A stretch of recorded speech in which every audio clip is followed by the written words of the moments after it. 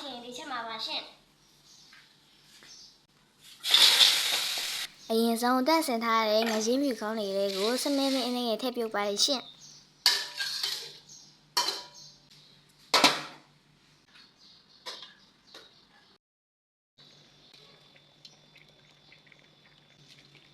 ခဏပြုတ်ပြီးတာနဲ့ငါ့ကိုဆယ်ပြီးပြုတ်ရီကိုတုံးပါတယ်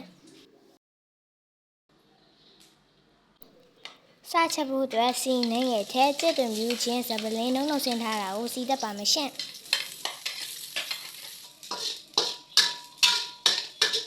ပြီးရင်အယောင်တင်မုန့်ထဲစနွင်းထဲပြုတ်ထားတဲ့ငါးကိုထည့်ပါမယ်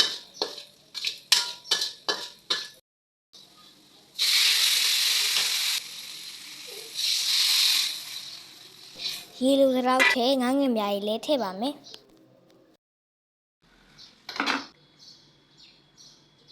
အရသာအတွက်ကြက်သားမုံတကြားစားထည့်ပြီးရင်တော့မြစ်ရှင်လေးထည့်ပါမယ်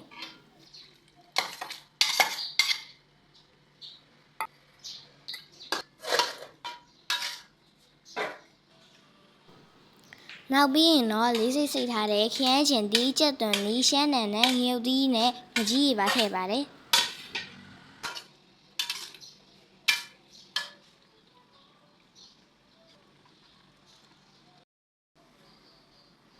ငရုတ်ချင်စားတစ်စုံလောက်ထည့်ပြီးရင်တော့အဖုံးလေးခဏအုပ်ပြီးတဲပါမယ်ရှင့်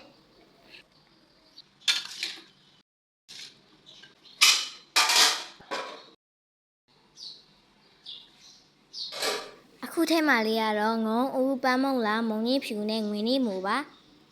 အသားထည့်ချင်လည်းထည့်လို့ရပါတယ်ရှင့်ရင်းနှီးရှိလား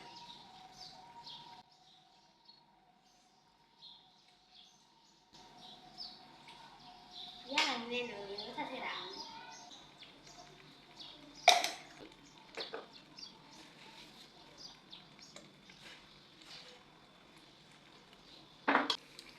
ရှမ်းနံလေးနည်းနည်းထည့်အုပ်လိုက်ပါတယ်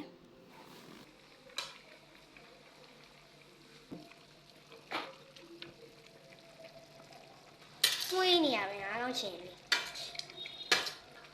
ပြီးကြည့်တာ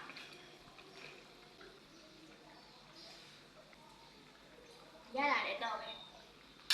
နောက်ဆုံးပိတ်တက်မြသေးလေးတစ်လုံးညစ်ပြီး9မိနစ်လောက်ချက်ထားရင်တော့အရန်ဟိုတောက်လို့ကောင်းတဲ့ငါးကောင်းချီလေးရပါပြီရှင့်